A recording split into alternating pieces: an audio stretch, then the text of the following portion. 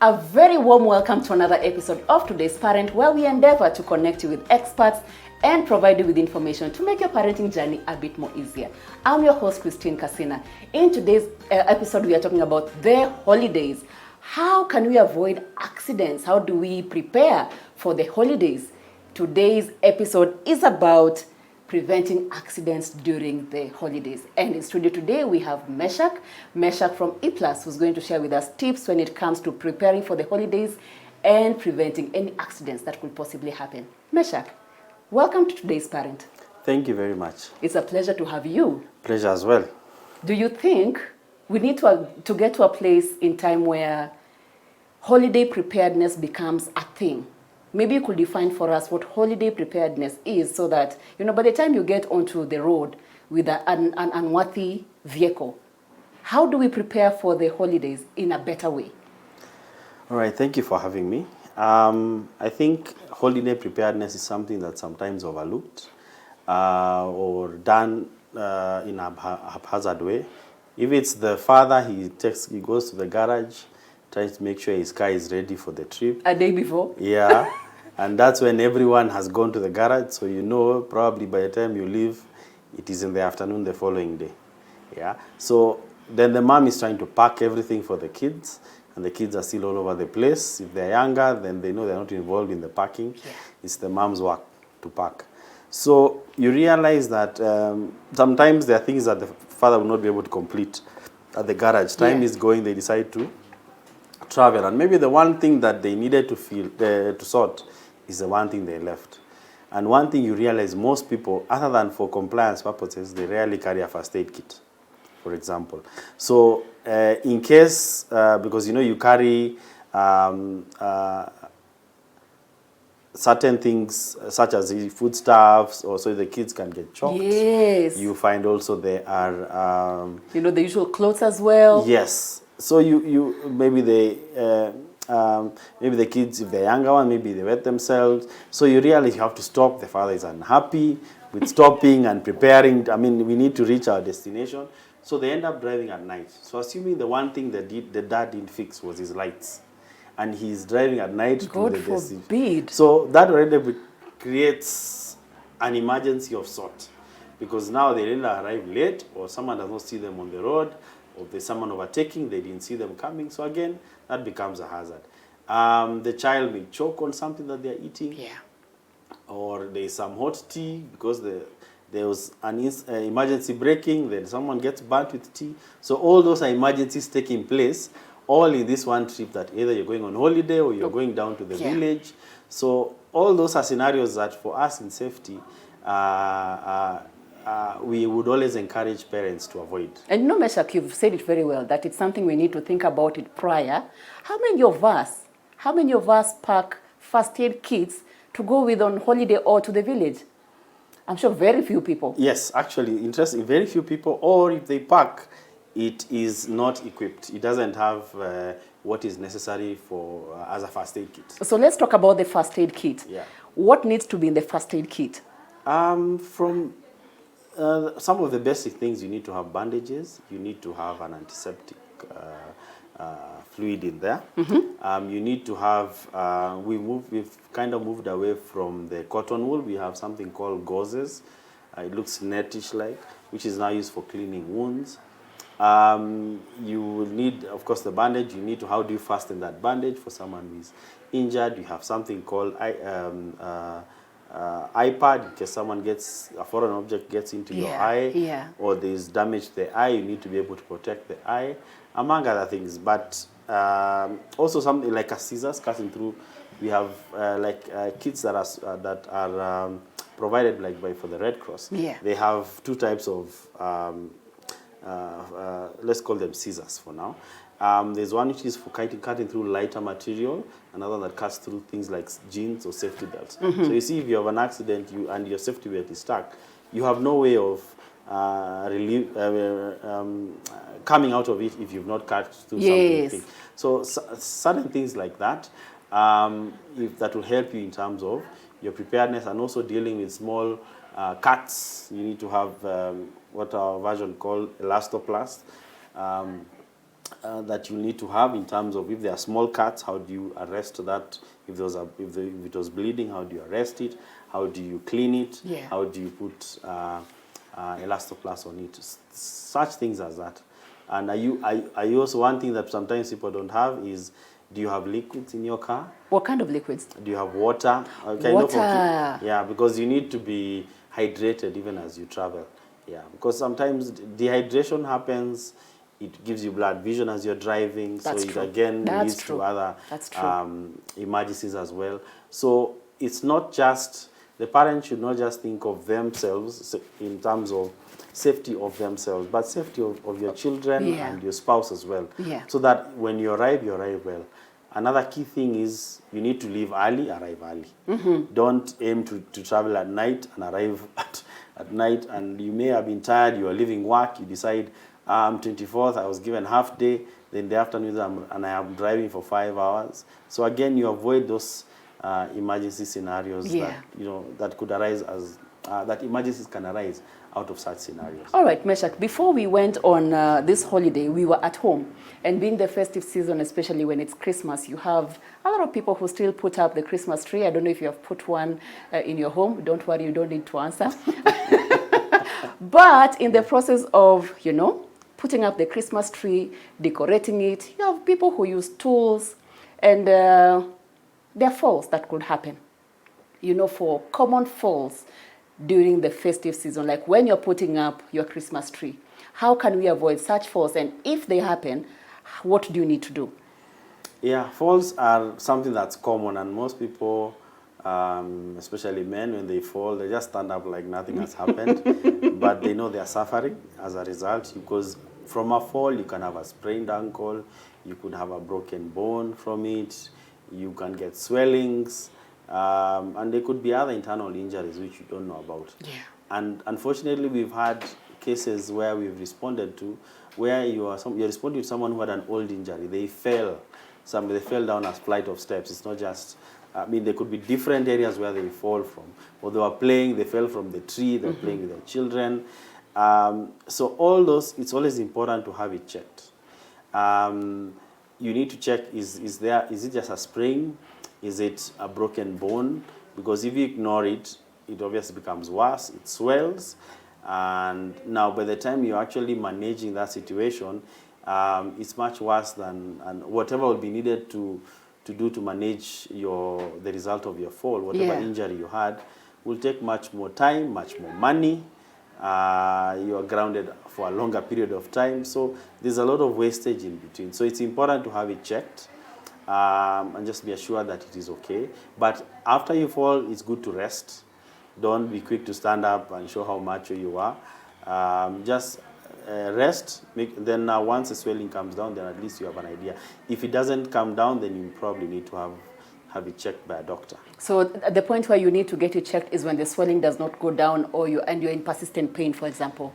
Partly, yeah, because when it's swollen, it's difficult to know. You will just scream in pain. Then you will suspect that this person has either it's either a sprain or a broken bone. Yeah. So sometimes the swelling doesn't come in immediately. So when you fall, then it's good to check at that time. If you've never undertaken any training, which is another thing that's important, to have undertaken a first aid training, or at least a first aid awareness session, to just have an idea of how to take care of such scenarios. You need to just check. It will be difficult, but it's good to check whether you'll tell you where is the pain. Is it increasing as I move this way? Is it not? So then at least it gives you an indication. Okay. If you still have concerns, it's just better just to go to the hospital. Hopefully it's not you driving, but at least go to the hospital, because you might aggravate it, whatever it is. Yeah. Okay. Yeah. Speaking of the Christmas tree, you then get people who light up the Christmas tree, and of course that's connected to the main. Do you get cases in your line of work where people are electrocuted during, the festive season? Maybe they're trying to light up the Christmas tree. And either way, how can we prevent, electric accidents in the home during that festive season? It's not very common to have electrocution cases, I think maybe because when you were younger, maybe the older generation, you were younger, there was always this thing of, don't be near the, Yes. electrical, and this can happen to you. There are those even who played with, I think in high school, there was instances where people played with electricity, got a shock, and they realized the impact. Do not play with electricity. Yes. So I think that's partly ingrained in us, Okay. that don't play with electricity. I think the danger will be for our children, those who have yet to know what it's all about. So let's avoid anything that has exposed wires or Yeah. exposed cabling. That needs to either be taped up, or you need to move it away from places where you can encounter it and Yeah. then get shock. Then also look at your Christmas tree lighting. Is there exposure? Are the bulbs all okay? Have one has one already busted? Then Yeah, there's a it loose wire. Yeah. Yeah. So you avoid all that. So it's good to take precaution. You don't wait until something happens, then you have those challenges. And Yeah. even in your because again, there's going to be concerts, there's going to be Oh, yes. home bashes. Yeah. So then there's also going to be an increased usage of power. So again, it's not just for the parent and the child, but even that parent would be at work during this Christmas season, whether they are in the entertainment industry, so they're engaging with that. So maybe sometimes they may go with their children. Some of those Scenarios. gigs, yeah. Yes. So again, you always need to be cautious. Never assume that you are okay, or you can handle any scenario, and avoid neglect the aspect of safety. Yeah. So if you neglect it, it will remind you. Of course. Yeah. Is there a first aid measure for electrocution if it's not fatal? Ideally, what we were told still works, whereby if someone is still being electrocuted, you hit them with something that doesn't transmit electricity. Mostly it's wood, or you're on top of a wood, something wooden or something that doesn't conduct electricity. When they're down, most of the time is you just put them on the side. And you'll check if there are any burns, because ideally, if you've been electrocuted for long, there might be burns from it. Then now you now tip the burns, put a wet a cloth around it. Okay. So then it remains with that. It helps in relieving the pain. Okay. Because ideally, with first aid, there are three things in which you're supposed to achieve. Whether you are reducing or removing the pain, you are saving a life. The third thing has just disappeared from my mind. Yeah, but anyway, the third thing, of course, is also important. So all your actions are leading towards that. Are you relieving the pain? Are you saving a life? Or are you not making that situation worse? Okay. Yeah. Okay. Before we go on the break, if we can touch on food poisoning, because what happens, we've started this safari, and I remember especially when we were young, at every stop, we wanted to eat something different. You have your vendor selling maize through the window, yogurt, and all these things. So food poisoning, of course, is something that, during the holidays, we need to worry about that. What causes food poisoning, and how can we prevent it? Of course, food poisoning, when you interact with anything that has dirt or bacteria in it. So then that comes into your body, and your body reacts. So how does your body react? It tries to flush out the poison. Yes. So you end up having a bloated stomach, or you're running, you have to go to the toilet so many times. So in that process, you have to remember that you are losing fluids from your body.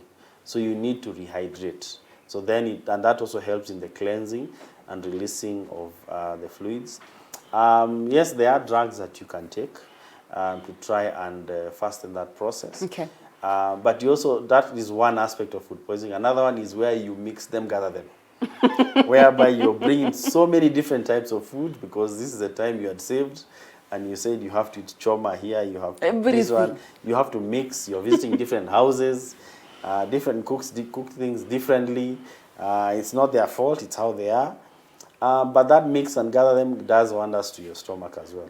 So you have to be cautious, and let's also try as much as we can to eat warm or hot food. Okay. Don't avoid a lot of cold food, because you have to remember that there's always still the challenge of because cholera also started that way. yeah, whereby, you know, contaminated food, it might start off as poisoning and then it escalates to other things. So it's always good to make sure you eat fresh food that you know where it's from, as much as you can. All right, we are going to take a short break, and then when we come back, we'll continue our conversation.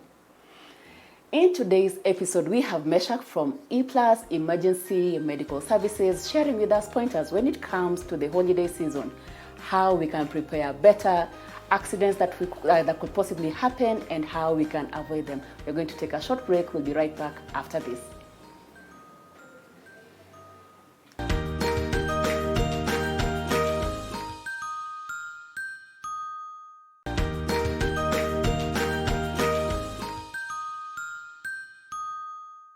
We are back from the break, and in today's episode, we have Meshach from E+ sharing with us tips when it comes to the holidays, how we can avoid the common accidents. Meshach, we have talked about, falling, we've talked about burns in the car, and we've talked about electrocution, which we never think about. So during the holidays, I know the one thing most people are worried about, when you go on vacation and there's a pool, we worry about drowning.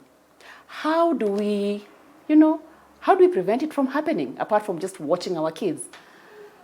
I think one important thing, which is because you always should start from preventing before it actually happens. Absolutely. So for every pool, it is important to make sure that there's a lifesaver there. Yeah. So that in case there is need to respond, there's somebody who is ready to trained do for that. And ready and trained for that. Yeah. Then secondly, even as much as your kid is playing, or your children are playing in the pool, always keep a watch on them and restrict the area in which they play. Some pools have a baby pool where the children of a certain age can still play, but doesn't mean that you should leave them unsupervised. Yes, because even that little water, depending on if they have not been used to a pool, a child can drown. Yeah, a child can drown, or they just drink in the water and they just eat. Yeah. Or even for areas where there's a fountain. I'm sorry, I'm thinking very wild. But there are areas where, as part of their entertainment sport, they have a fountain that's near a pool. So two emergencies that can occur from there. One, the water is falling on them, and they could be just drinking in some excitement, but now when they drink and it goes to their windpipe. So they start coughing. So again, that creates a choking hazard. Yes. Secondly, even those stones, you find they're also slippery. Even pools, some entertainment spots that have pools, the tiles are not the rough ones, or they don't have them put in a terrace, or whatever is around the pool is not rough, so that doesn't give friction, and there's water. So it's very easy, not even in the pool, to fall with your head, slide and fall on your head there. And that creates a head injury, or other injuries that can, neck injuries, etc. In the pool itself, as I said, it's important to make sure that you know where the children are, where they are playing, or even a grown-up, because not every grown-up knows how to swim. Yeah. So, and it is made. The other challenge would be if that parent is drinking. Yeah, because we've responded to cases where the parent or grown-ups have gone for to enjoy themselves somewhere, and they they are drinking. Then there are those effects that come from drinking. They fall into the pool. Either that person doesn't know how to swim, or they do, but because they're intoxicated, it presents a hazard. So that's where the lifesaver will help. So it's good don't drink near the pool, first of all, for grown-ups. Make sure there's a lifesaver there, and it's there throughout, because there are spots where if you're going for holiday in hotels, the lifesaver is not there 24 hours. Mm-hmm. They're only there for maybe 12 during the day, and then they leave. And there's so many kids to watch, Yes, so is there a plan for the evening when kids are swimming? So I guess if there's an incident of possible drowning, remove the particular patient, or remove that person out of the pool. Then you'll need to conduct CPR to them to make sure that they're able to, drain out the water Yeah. that has, or at least that has blocked their windpipe, Yeah. so that they're not being able to breathe. So once you do that, while you call for help, never, unless you're really trained as both as a medic, but you need to call for help, so that either an ambulance is being sent to come, it can be plus ambulance services, or at least you're calling for help from another medic so that you're able to support one another. Because if there's need for CPR, or if they have equipment at the hotel that you can utilize, Yeah. then that's something else you need to also look at. Yeah. You know, Meshach, you've mentioned something that's interesting. When it comes to the holidays, the mood is different. Most people drink more. What kind of drinking-related emergencies have you encountered? Well, one, I talked about the issues of either someone drinking near a pool. You have, of course, the usual fights that arise. It becomes very animated sometimes when some people are under the influence. Broken bottles, you have people who fallen on broken bottles, you have injuries such as that, or you have somebody who at one moment knew the door is this way when they were sober, and The door moved.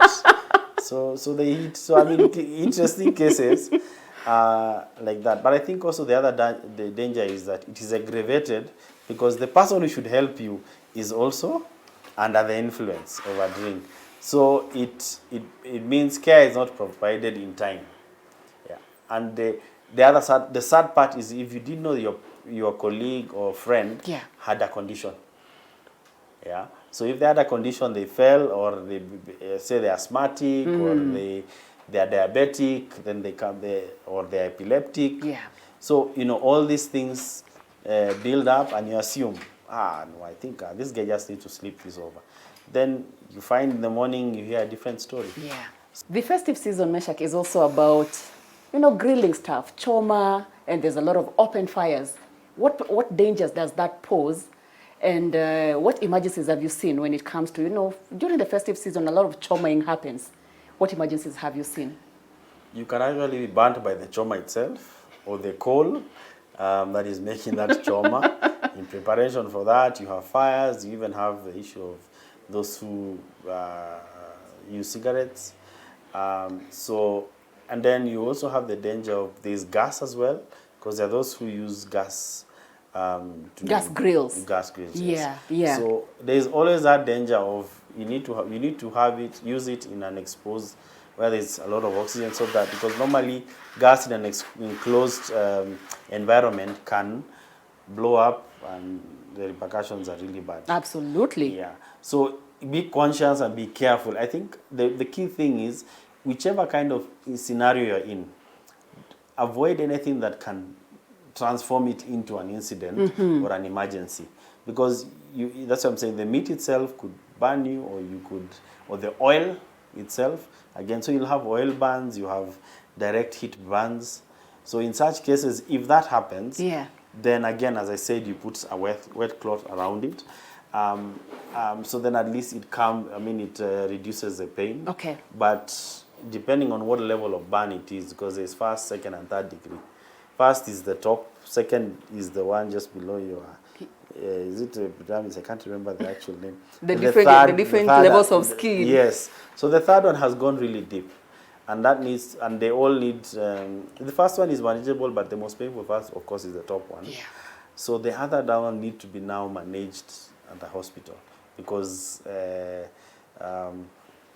it's gone through several layers. So avoid that. Be careful when you're around fire. Even let your kids not just run when you're picking your coal. Now the meat is really prepared with the maca, charcoal. When the wood has become proper charcoal. I'm trying to translate. It is. Don't worry, we can totally understand you. So that is the one that best prepares the meat. And that is also quite hot. And you have children that may run around there, wanting to be around their dad, because their dads or their uncles. Yeah. So it's good that they are very careful around that. And you also have the issue of smoke, because if you're in an enclosed environment, that smoke is carbon dioxide, but also carbon monoxide. Especially at night, you want to keep warm, Yeah. and you have lit a jiko in your home.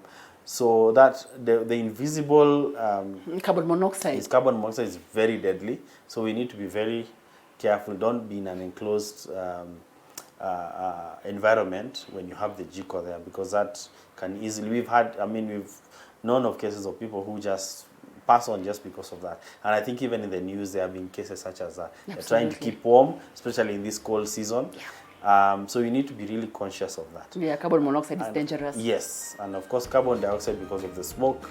Again, yeah. Thank you very much. Yes. Thank you so much, Meshach, for coming to share these insights. I'm sure for the parents who are watching, for everybody who's watching, this is going to be very important for them during the holidays. Thank you so much for your time. Thank you too. Thank you for watching today's episode of Today's Parent, where we focused on how we can prevent accidents that happen during the holidays. I hope you've learned a thing or two. The one thing that I've learned, that it's important for you to have a first aid kit and to take insurance, possibly ambulance insurance, to help you out during the holidays, because you never know. I have been your host, Christine Casina, and this has been Today's Parent, and we've been here in studio at Little Cribs, the home of fun, exciting, durable, and affordable kids furniture. If you're looking for parenting resources, head over to www.supermamas.co.ke. We thank you so much for your time. See you next time.